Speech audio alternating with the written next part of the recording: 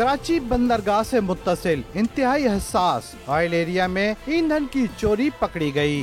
جہازوں سے ٹرمینل تک منتقلی کے دوران لائنوں میں وال لگا کر پیٹرول اور ڈیزل چوری کیا جاتا ہے۔ پولیس نے کروڑوں روپے کی اس چوری کا سراغ لگایا اور وال بند کر دیے۔